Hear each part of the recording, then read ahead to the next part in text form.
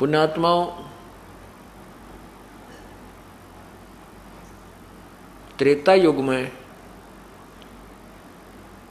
द्वापर युग में परमात्मा आए करुणा में नाम से। उसमें उन्होंने अपने ज्ञान का प्रचार किया। एक वाल्मीकि कुल में, वाल्मीकि कुल में एक सुदर्शन नाम का भगत था और परमात्मा कबीर जी ने उस पुण्यात्मा को समझाया, उसके हृदय में यो ज्ञान समा गया। उस सुदर्शन जी ने परमात्मा से उपदेश ले लिया और खूब डट के भक्ति की। पुण्यात्माओं, आपने गीता जी को पढ़ा है, आपने गीता जी को पढ़ा है, अनुवादकर्ताओं ने अनुवाद भी कर रखा है। गीता जी की मूल संस्कृत ज्यों की त्यों है, वो वास्तविक ज्ञान है। अनुवादकर्ताओं ने जो अनुवाद किया है वो यथार्थ नहीं किया, उन्होंने लोकवेद के आधार पर किया है। अब उस भक्त ने, हाँ, जो एक प्रश्न और था मेरे दिमाग नहीं आया, मैं नहीं आया था, अब आ गया। उस फौजी ने उस गांव में ये प्रश्न और किया था कि द्वापर युग में पांडवों ने एक अश्वमेध यज्ञ की थी और उसमें एक शर्त रखी थी कि एक पंचायन शंख, एक शंख रख दिया था अलग से, और उसमें शर्त रखी थी कि जब उस समागम का समापन होगा यज्ञ का और उसमें भोजन करेंगे सभी संत भक्त, यदि वो शंख बज गया तो यज्ञ संपूर्ण होगी, अन्यथा अधूरी रह जाएगी, वह पूर्ण नहीं हुई, उनको लाभ नहीं मिलेगा पांडवों को। ये श्री कृष्ण जी ने कहा था।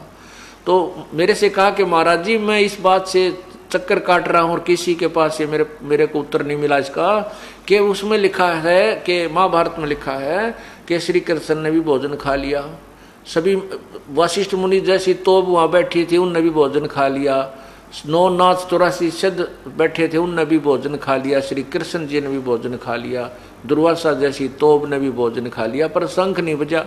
एक वो सुदर्शन नाम का एक आया था साधु, उसके भोजन खाने से वो शंख बज गया। अब मैं प्रश्न करता हूं, भाई उस सुदर्शन में इसी शक्ति कितना आ गई जो श्री कृष्ण में भी ना थी, जिसको हम पूज रहे तो किसी मंडलेश्वर के पास ये जवाब नहीं था। वो कह देते थे श्री कृष्ण जी की लीला थी। अरे कमाल की बात है, श्री कृष्ण ने खुद रोटी खा ली, खाना खा लिया, जब वह लीला की कहाँ गई थी? मेरे यह बात गले नहीं उतरी, तब मैंने उसको ये कथा सुनाई कि पूर्ण परमात्मा ऐसे ऐसे आए थे, उन्होंने ये तत्व ज्ञान दिया था और इस सत्य नाम की भक्ति से ये भक्त में ऐसी सिद्धि शक्ति आ जाती है, ऐसी उनके अंदर भक्ति कमाई बन जाती है। तब उस भक्त ने उपदेश लिया, उस फौजी ने उपदेश लिया कि ये वास्तव में ये ज्ञान तत्व ज्ञान है और अभी तक हमें पूर्ण ज्ञान नहीं मिला था। तो कहने का भाव ये है पुण्यात्माओं कि जब तक इस प्राणी का संशय दूर नहीं होगा ये भक्ति नहीं कर सकता, डगमग होता रहेगा। तो अब हम आपको ये बताना चाहते हैं कि गीता ज्ञान, गीता जी के अनुवादकर्ताओं ने गीता जी को अनुवादित करते समय श्री कृष्ण जी को ही सर्वस्व मान करके उसके ऊपर सारा अनुवाद कर दिया, जबकि गीता जी का जो ज्ञान है श्री कृष्ण जी ने नहीं दिया। अब ये बात भी आपको खटकेगी जो पहली बार सुन रहा होगा, जो पहली बार आज सुन रहा होगा उसके यह बात खटकेगी कि ले भाई संत जी ने या और नई बात बता दी कि गीता जी का ज्ञान श्री कृष्ण जी ने नहीं कहा। और किसने कहा? श्री कृष्ण जी के शरीर में ये ज्योति निरंजन काल भगवान प्रवेश कर गया, जैसे प्रेत प्रवेश करते हैं, और श्री कृष्ण जी के शरीर के अंदर वो बोलने लगा जैसे भूत बोलते हैं। आप यहाँ देखते हो प्रेत आत्माएं बोलती हैं, कोई कुछ कहती है, कोई कुछ कहता है, मैं फलाना था, मैं ये कर दूंगा, मैं वो कर दूंगा। और जब वो भूत निकल जाता है तो उस शरीर वाली आत्मा को ये पता नहीं कि मैंने क्या बोला था, और ही बताते हैं ये ऐसे कह रहा था, न्यू कह रहा था, इसमें भूत ऐसे बोल रहा था। ठीक इसी प्रकार श्री कृष्ण जी के साथ हुआ। श्री कृष्ण जी अर्थात विष्णु जी इस ज्योति निरंजन काल के पुत्र हैं और इसके अधीन हैं। वो 1000 भुजा का भगवान, 1000 कला का भगवान, ये 4 भुजा के अर्थात 16 कला के भगवान हैं। कहाँ थे 1000 हॉर्स पावर की मोटर और कहाँ एक 16 हॉर्स पावर की, बहुत अंतर हो जाता है। और पूर्ण परमात्मा सुप्रीम पावर है, वो तो पावर हाउस समझो, उसके आगे सब फेल हो जाते हैं। लेकिन यहाँ जो क्रिया हो रही है 21 ब्रह्मांड में, ये सब ज्योति निरंजन काल के द्वारा ही की जा रही है। आपको कुछ गीता जी का ज्ञान सुनाएंगे और सबसे पहले ये प्रमाणित किया जाएगा कि गीता जी का ज्ञान श्री कृष्ण ने नहीं, काल भगवान ने बोला था। गीता जी अध्याय नंबर 11 के मंत्र 32 में कहा कि अर्जुन, मैं बढ़ा हुआ काल हूँ और सबको खाने के लिए आया हूँ, अब प्रवृत्त हुआ हूँ, और ये सामने योद्धा जो खड़े हैं, तू ना मारेगा तो भी ये नहीं रहेंगे, इनको मैं खत्म कर दूंगा। गीता जी अध्याय नंबर 11 के मंत्र 21 में अर्जुन कह रहा, भगवान आप तो देवताओं को भी खा रहे हो, आप तो ऋषियों को भी खा रहे जो आपके ही गुणगान वेद मंत्रों के माध्यम से कर रहे हैं, आपसे मंगल कामना करते हैं, अपने जीवन की भीख मांग रहे हैं, आप तो उनको भी खा रहे। तब 11वें अध्याय के 32वें श्लोक में कहता, अर्जुन मैं तो काल हूँ भाई, सबको खाने के लिए अब प्रवृत्त हुआ हूँ। अब श्री कृष्ण जी तो पहले ही अर्जुन के साथ थे, ये नहीं कहते कि मैं काल हूँ अब प्रवृत्त हुआ हूँ, ये बात न्याय संगत नहीं है। भगवान श्री कृष्ण काल नहीं थे, भगवान श्री कृष्ण वो प्यारी आत्मा थी, सतोगुण भगवान थे, जिनके पास गौवें आकर भी प्यार पाती थी, गोपी और गोपियां भी आकर के उनके पास प्यार पाते थे। वो काल नहीं थे,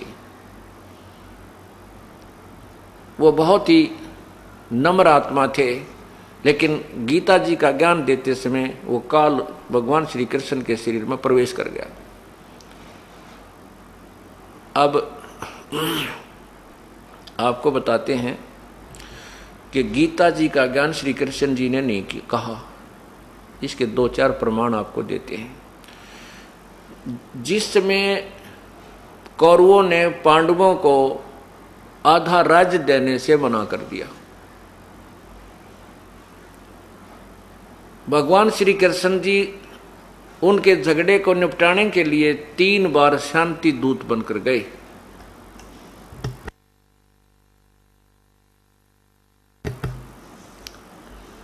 और जाकर शिक्षा देते थे कि भाई झगड़ा नहीं करना चाहिए, भाई बंटवारा अपना प्रेम से कर लीजिए, ये राज्य ना किसी के साथ गया ना जाएगा, तुम लड़कर मर जाओगे, ये पृथ्वी यहीं रह जाएगी। 3 बार जाकर के भगवान श्री कृष्ण जी ने उनको बहुत समझाया, लेकिन दुर्योधन अनाड़ी था, नहीं माना। आखिरी बार श्री कृष्ण जी ने सोचा एक दाव लगा देता हूं, यदि ये दाव लग गया हो सकता युद्ध ना हो। श्री कृष्ण युद्ध नहीं कराना चाहते थे, बिल्कुल भी नहीं चाहते थे। तो उन्होंने क्या दाव लगा कि ये पांडव मेरे रिश्तेदार हैं, क्योंकि अर्जुन के भगवान श्री कृष्ण की बहन सुभद्रा ब्याह रखी थी, उसका विवाह हुआ था। तो श्री कृष्ण जी ने सोचा कि शायद पांडव इसलिए आकड़ पाड़ रहे हैं, इसलिए अड़े खड़े हैं, ये सोच रहे हैं कि श्री कृष्ण हमारे साथ है और श्री कृष्ण हमारा रिश्तेदार है, हमारे साथ होगा, इसकी सेना हमारे साथ होगी, हम युद्ध में जीतेंगे। इसलिए श्री कृष्ण जी ने वहां पर पांडव और कौरवों की एक सभा हो रही थी, तो श्री कृष्ण जी ने कौरवों से कहा कि भाई तुम, हाँ, श्री कृष्ण जी ने कौरव और पांडव को दोनों को बता दिया कि भाई एक बात सुन लो, जब तुम नहीं मानते हो, युद्ध करना ही चाहते हो, तो मेरा फैसला सुन लो। एक तरफ मेरी सेना होगी, एक तरफ मैं होऊंगा, और मैं हथियार भी नहीं उठाऊंगा। अब श्री कृष्ण जी चाहते थे शायद यही तीर लाग जा, पांडव मान जाए, और वो तीर ठीक लग गया निशाने पर। पांडवों को जब ये पता चला कि श्री कृष्ण जी ने अपना फैसला दे दिया है, एक तरफ मेरी सेना होगी, एक तरफ मैं हूँगा और हथियार भी नहीं उठाऊंगा, तो पांडवों ने के पैरों के तले की जमीन खिसकी कि तुम हारे पड़े हो, तुम हारोगे, इसलिए युद्ध ना हो तो अच्छा है।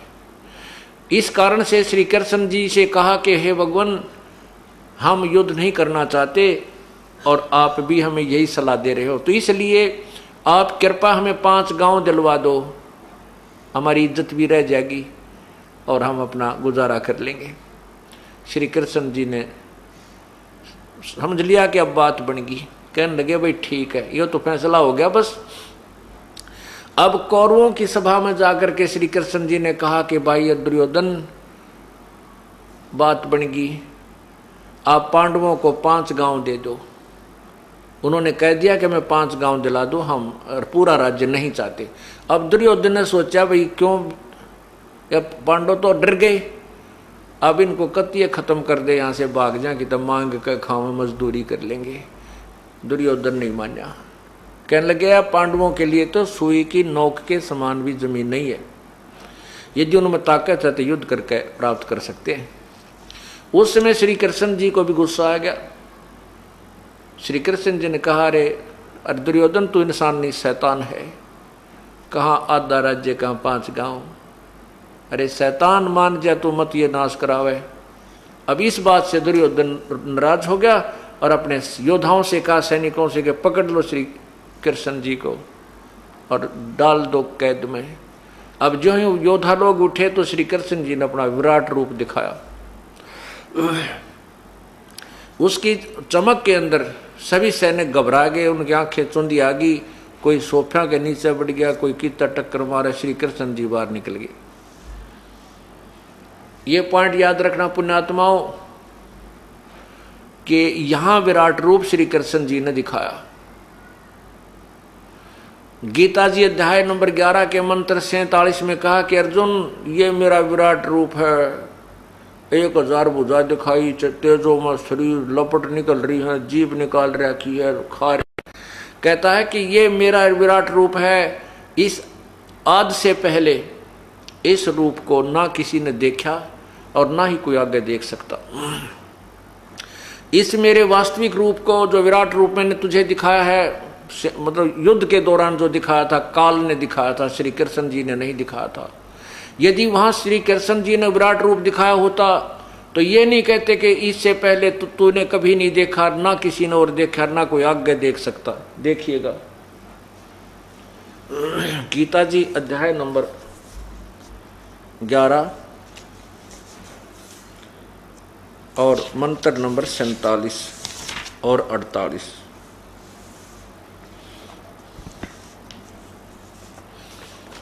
ये गीता जी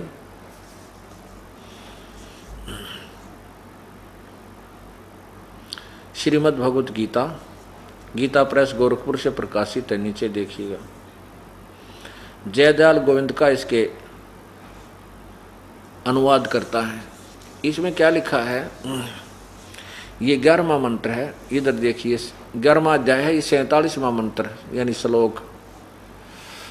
नीचे देखना, हे अर्जुन, अनुग्रह पूर्वक मैंने अपनी योग शक्ति के प्रभाव से यह मेरा परम तेजो में सबका आदि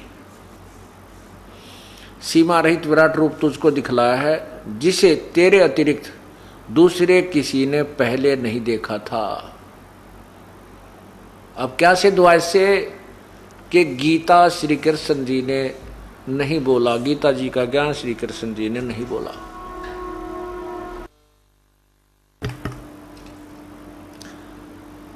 गीता जी का ज्ञान श्री कृष्ण जी ने नहीं बोला, ये काल ने बोला। और वो खुद कहता है कि मैं काल हूं, सबको खाने के लिए आया हूं। 11वें अध्याय का अब देखिएगा 32वां मंत्र,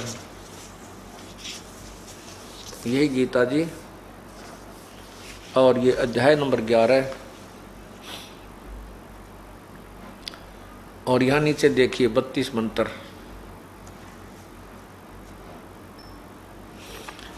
ये देखिएगा 32 मंत्र, इसमें क्या लिखा है नीचे, तीनों लोकों का नाश करने वाला बढ़ा हुआ काल हूं, इस समय इन लोकों को नष्ट करने के लिए प्रवृत्त हुआ हूं।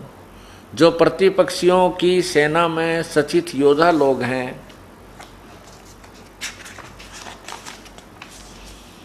वे सब तेरे बिना भी नहीं रहेंगे, अर्थात तेरे युद्ध ना करने से भी इन सब का नाश हो जाएगा। गीता जी अध्याय नंबर इसी 11 के 20 मंत्र में, श्लोक में अर्जुन आंखों देखकर कह रहा है कि भगवान आप तो, ये 11वें अध्याय का मंत्र 20 देखिए नीचे श्लोक,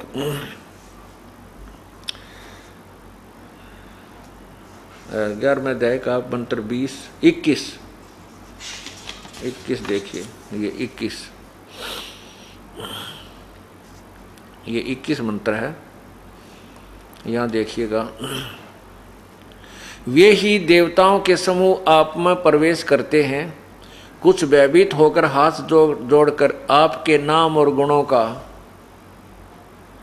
उच्चारण करते हैं, तथा महर्षि और सिद्धों के समुदाय कल्याण हो ऐसा कहकर उत्तम उत्तम स्तोत्रों द्वारा आपकी स्तुति करते हैं, और आप उनको भी खा रहे हो।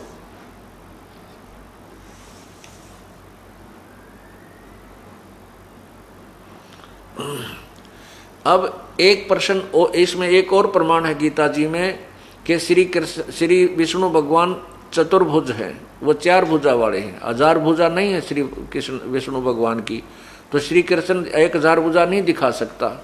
अब यहां लिखा है, अर्जुन कहता है 11वें अध्याय के 46वें श्लोक में कि हे सहस्र बाहु माने 1000 भुजा के भगवान। ये देखिएगा श्रीमद् भगवत गीता जी, और अध्याय नंबर 11 के नीचे आइएगा 46 नंबर श्लोक में, ये 46 नंबर श्लोक है। इसमें क्या लिखा है कि मैं वैसे ही आपको मुकुट धारण किए हुए, गदा और चक्र हाथों में लिए हुए देखना चाहता हूं, इसलिए हे विश्वरूप, हे सहस्र बाहो माने 1000 भुजा वाले, आप उसी चतुर्भुज रूप से प्रकट होइए। अब इससे सिद्ध हो गया कि श्री कृष्ण जी ने गीता नहीं बोली, ये 2 पॉइंट सिद्ध हो गए। अब तीसरा ये होता है, ये कहते हैं कि श्री कृष्ण जी ने अर्जुन से युद्ध इसलिए करवाया कि अर्जुन अक्षत्रिय धर्म का पालन नहीं कर रहा था, और यदि अक्षत्रिय धर्म का पालन नहीं करेंगे तो उनका जो कर्म नष्ट हो जाता है, उनको पाप लगता है, इसलिए युद्ध करवाया। पहले तो हम मान लेते थे इन बातों को, लेकिन अब ज्ञान हुआ कि ऐसा नहीं था, क्योंकि श्री कृष्ण जी स्वयं अक्षत्रिय थे, और मथुरा का राज्य के राजा कंस को मारने के उपरांत वहां का राज्य अपने नाना जी को उग्रसेन को दे दिया था। उग्रसेन बहुत वृद्ध हो गए थे, उन्होंने सारी बागडोर अपने दोहते श्री कृष्ण जी को दे दी थी। उसी समय काल्यावन नामक एक राजा ने, जो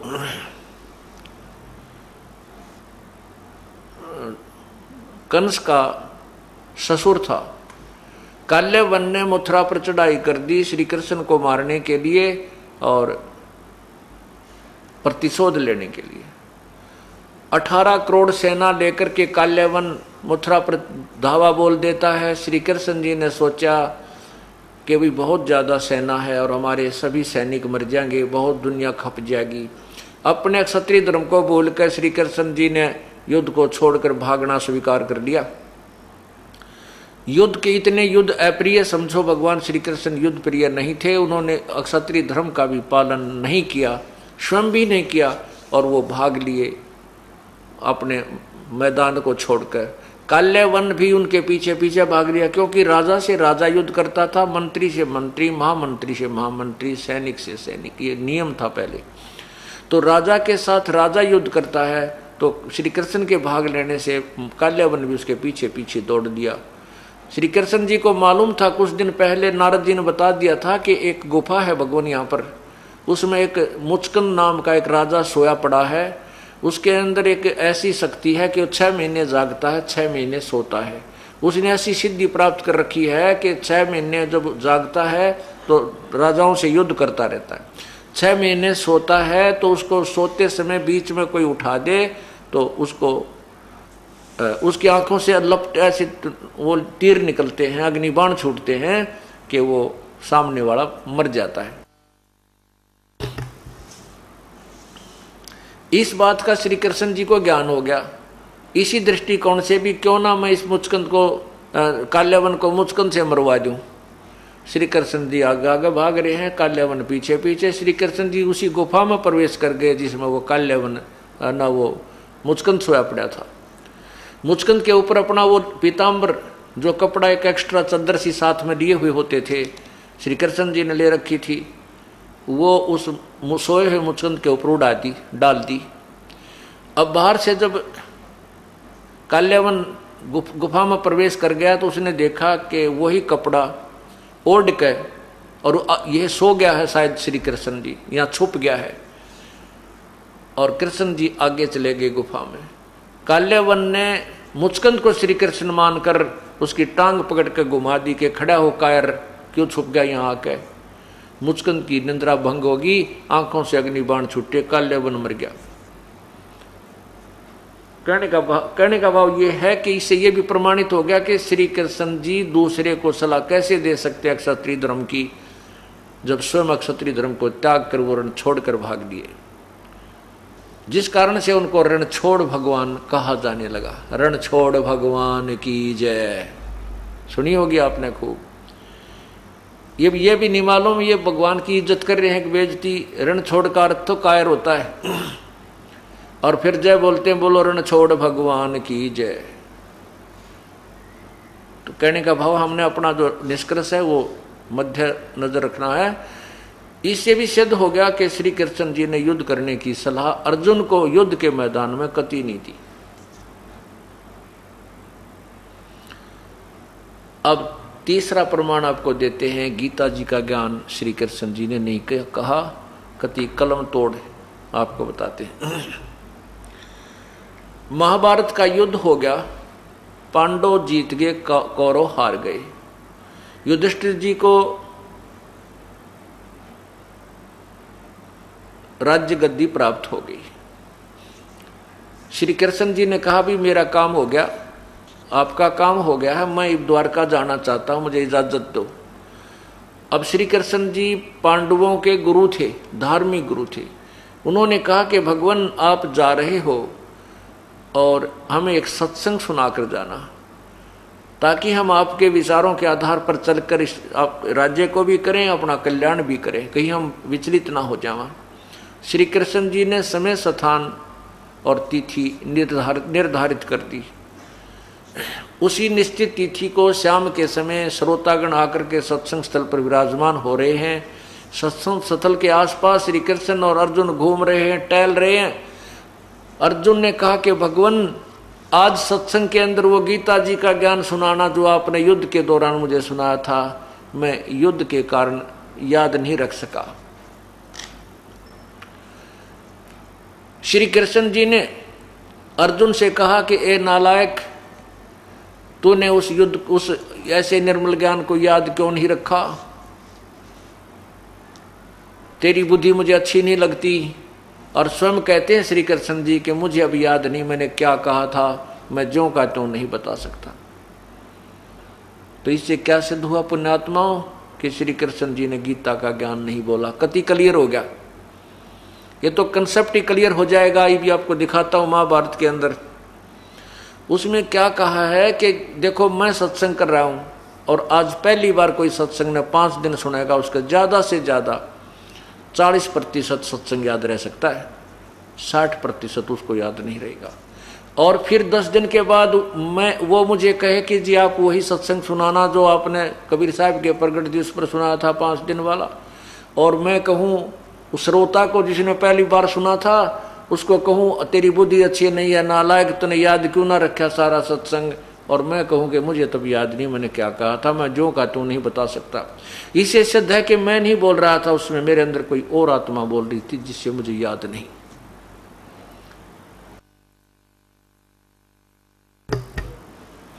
ये देखिएगा संक्षिप्त महाभारत,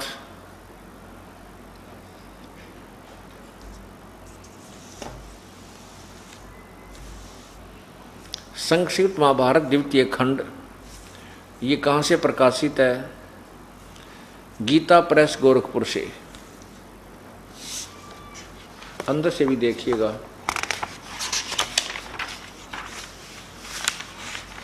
संक्षिप्त महाभारत द्वितीय खंड, और यहाँ से लिखा है संपादक तथा संशोधक जय दयाल गोविंद का। नीचे देखिए गीता प्रेस गोरखपुर से प्रकाशित है।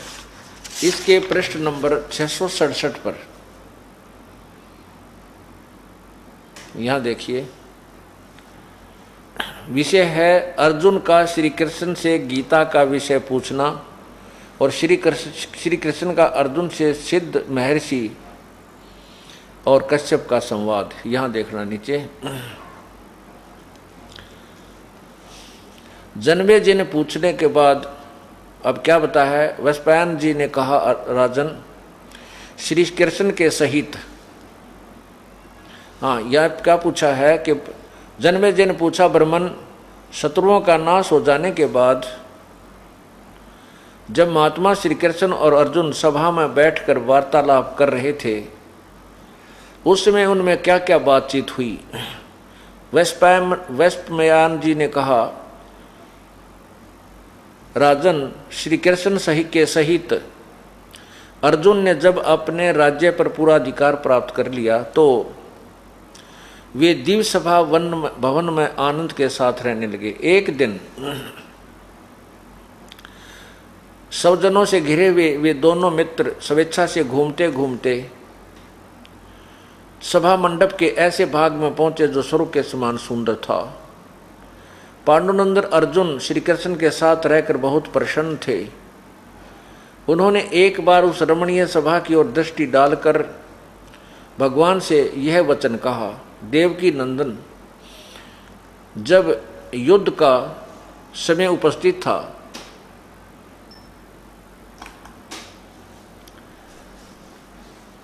उन्होंने एक बार उस रमणीय सभा की ओर दृष्टि डालकर भगवान से ये वचन कहा, देवकी नंदन, जब युद्ध का अवसर उपस्थित था उसमें मुझे आपके महात्म्य का ज्ञान और ईश्वरीय स्वरूप का दर्शन हुआ था, किंतु केशव आपने स्नेहवश पहले मुझे जो ज्ञान का उपदेश किया था वह सब इस समय बुद्धि के दोष से भूल गया है।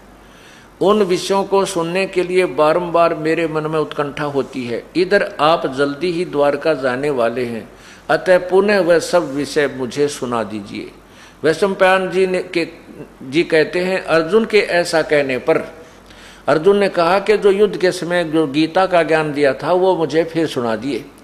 वक्ताओं में श्रेष्ठ महातेजस्वी भगवान श्री कृष्ण ने उन्हें गले से लगाकर इस प्रकार उत्तर दिया। श्री कृष्ण बोले, अर्जुन, उस समय मैंने तुम्हें अत्यंत गोपनीय विषय का श्रवण कराया था, अपने स्वरूपभूत धर्म सनातन पुरुषोत्तम तत्व का परिचय दिया था और नित्य लोकों का भी वर्णन किया था, किंतु तुमने जो अपनी नासमझी के कारण उस उपदेश को याद नहीं रखा, यह जानकर मुझे बड़ा खेद हुआ है। उन बातों को अब पूरा पूरा समन होना संभव नहीं जान पड़ता।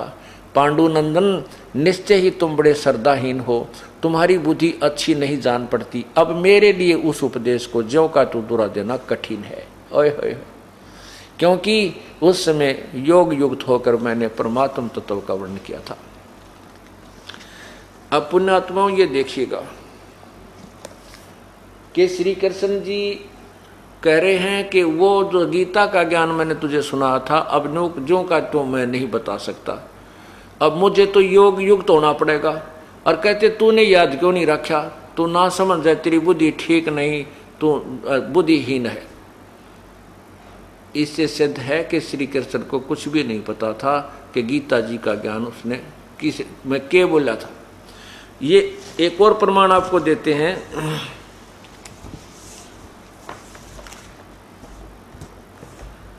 कि ये काल जो है बहुत छल छिद्र करता है। ये कैसे करता है कि ये सूक्ष्म रूप बनाकर किसी भी व्यक्ति के अंदर प्रवेश करके अपनी वाणी बोल जाता है, अपना काम करवा जाता है, फिर निकल जाता है। ये प्रमाण आपको दिखाते हैं। श्री कृष्ण जी में भी इसने ऐसा ही खेल खेला। आपको विष्णु पुराण दिखाता हूं।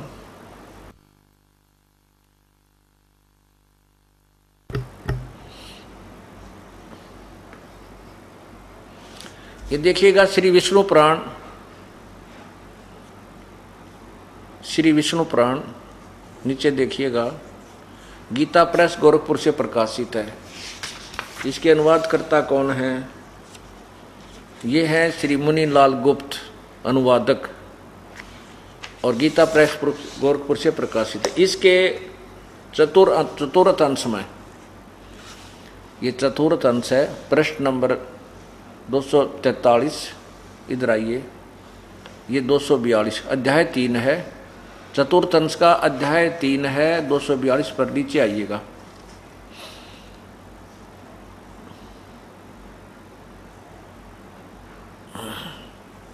यहां देखिएगा, इसका मैं पहले आपको थोड़ा सा वैसे सुनाता हूं, फिर इसमें आसानी से पढ़ा जाएगा।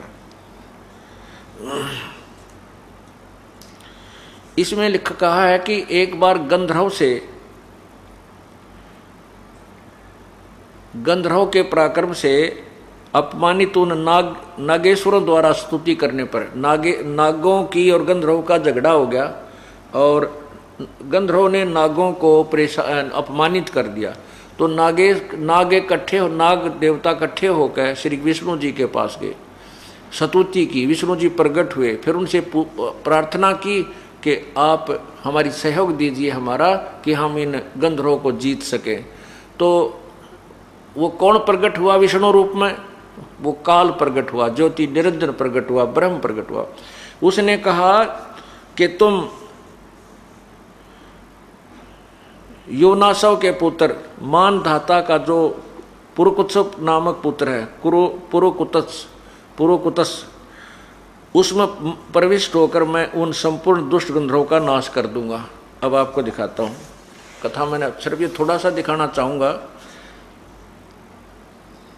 इसलिए आपको मौखिक बताया। यहां देखना, इसी 242 पृष्ठ पे,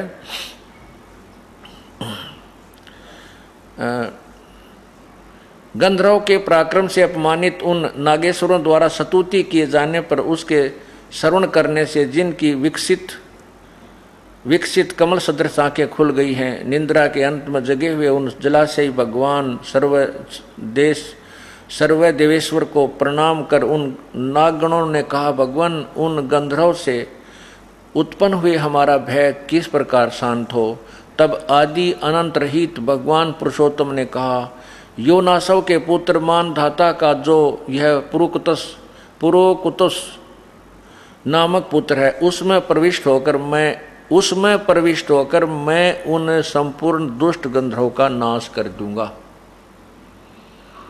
अब इससे क्या स्पष्ट हुआ कि ये क्या खेल है काल का। जो भी यहाँ ऋषि हैं, देवता हैं, ये सब भगवान विष्णु की उपासना करते हैं, और विष्णु को इष्ट मानकर जब स्तुति करते हैं तो विष्णु रूप में युग काल प्रकट हो जाता है, ये ब्रह्म। और फिर इसी प्रकार गंधर्वों के सामने, नागों के सामने वही प्रकट हुआ। उन्होंने उसे याचना की कि हमारी रक्षा करो। तो उस काल ने कहा कि मैं वो जो मानदाता का पुत्र पुरुकुत्स है, उसके अंदर प्रवेश हो जाऊंगा भूत की तरह, और फिर मैं उन्हें मार दूंगा। इससे सिद्ध हो गया कि ये काल श्री कृष्ण जी में भी ऐसे ही छल करके प्रकट हुआ, और ये सब गीता का ज्ञान और महाभारत का ये आपस में विनाश करवा डाला, युद्ध करवा के लाखों लोग मरवा दिए। श्री कृष्ण जी ने युद्ध नहीं करवाया। अब इसी का एक और प्रमाण है, 233 पृष्ठ पर देखिएगा।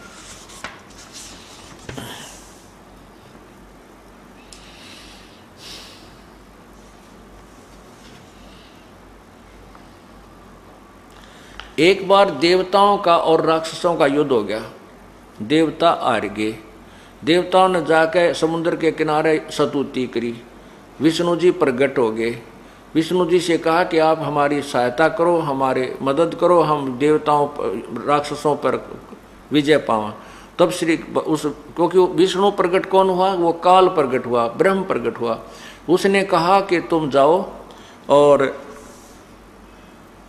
राजऋषि ससाद का जो पुरंजय नामक पुत्र है, उस अक्षत्रिय श्रेष्ठ के शरीर में मैं अंश मात्र से स्वयं अवतीर्ण होकर उन संपूर्ण दैत्यों का नाश करूंगा। यानी जो ससाद का जो पुत्र पुरंजय नामक है, उसके शरीर में मैं थोड़ी सी देर के लिए आऊँगा और राक्षस इन सब राक्षसों ने मार दूंगा, तुम्हारी मदद। इस तरह युग काल उनमें प्रवेश होता है और अपनी लीला कर जाता, और वो दिखा देता विष्णु रूप। लोग भ्रम पड़ जाते हैं कि श्री विष्णु जी आए थे, विष्णु जी ने मदद कर दी। ये गुप्त रहता है। इसने कसम खाई है कि मैं किसी के सामने नहीं आऊंगा, उसने प्रतिज्ञा की हुई है। ये श्री विष्णु पुराण नीचे देखिए, और ये है वही चतुर्थ अंश, अध्याय नंबर 2 और ये प्रश्न नंबर 233। नीचे आइएगा, यहां पर आइएगा। तब आदि अंत शून्य अशेष जगत प्रतिपालक श्री नारायण ने देवताओं से प्रसन्न होकर कहा, आप लोगों को कुछ भी अभिष्ट है वह मैंने जान लिया है। इसके विषय में यह बात सुनिए। राज ऋषि ससाद का जो पुरंजय नामक पुत्र है, उस अक्षत्रिय श्रेष्ठ के शरीर में मैं अंश मात्र से स्वयं अवतीर्ण होकर उन संपूर्ण दैत्यों का नाश करूंगा। अतः तुम लोग पुरंजय को दैत्यों के वध के लिए तैयार करो। यानी तुम उसने बढ़ा कर ले आओ पुरंजय ने, और मैं फिर थोड़ी सी देर के लिए उनमें प्रवेश करूंगा और उन राक्षसों को मार दूंगा, थारा काम बन जाएगा। तो ये सलछिद्र काल के हैं। ये काल बली ऐसे खेल खेलता है कि प्राणी समझ भी नहीं पाते, यू करके गया। अब गीता जी के ज्ञान को जब आप सुनोगे